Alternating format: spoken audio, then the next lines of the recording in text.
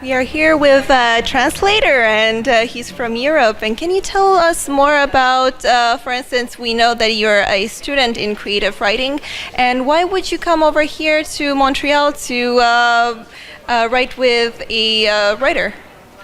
Well, I'm here in Montreal because, or thanks to my teacher at NYU and friend Annie Hemingway, and I found her thanks to pure serendipity online, and then I started taking her class in creative writing in French, and then gradually I became involved in this literary festival. But to make a long story short, I'm a European. I'm from Serbia, and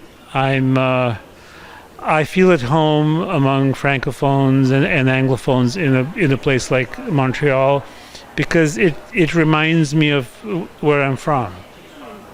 It's a place that's as close as possible to my hometown. Thank you very much. Which writers have you written with, translated their books? I've been a member of the Translators Association of Serbia for more than 30 years, and I've translated several books by the American historian of religion, Elaine Pagels. And I've also translated several books by French authors, including Julia Kristeva, Claude Lévi-Strauss, and Félix Ravesson. And that's about it. And that's I feel I have this great commitment to bringing literature, but in the last few years it's been mainly francophone literature to readers in Serbia. It's been a sort of a mission for me, because I really believe that francophone culture represents the best of the European humanist tradition. It really condenses, it really synthesizes what our continent is all about. And for me, it's a true mission to do that. How have you started writing translations, and since when? I started translating a long time ago, to be more precise, in 1981. And it was, in fact, my mother, who was a well-known Serbian translator, suggested that I translate a best-selling book by Elaine Pagels, known as the Gnostic Gospels, which had been published in 1979. So I translated that in 1981, and that was first in a series of, I think the total is maybe 10 or 12 books. Do you have any idea of what will be your future translation of a book?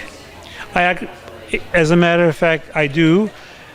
And I am translating a book called Babel by the French literary theorist Roger Caillois, and that's it's kind of a hefty project, and it'll probably won't be done this year. I hope to finish it by maybe the beginning of next year. We definitely look forward to it.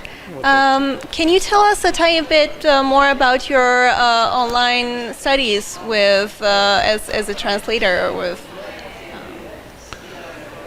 My online studying French online and taking classes in creative writing has contributed a great deal to honing my skills, first of all, as a translator, because translation is a very difficult process, and it's always helpful. It's a very lonely job, so it really helps to work with someone like Annie, who is also not only a language teacher but also a translator herself. So it's quite a privilege for me, and it's also very fruitful and helpful to consult her, to bounce off ideas, problems, and so on. And it makes me feel less lonely. Thank you very much. You're most welcome. Yeah.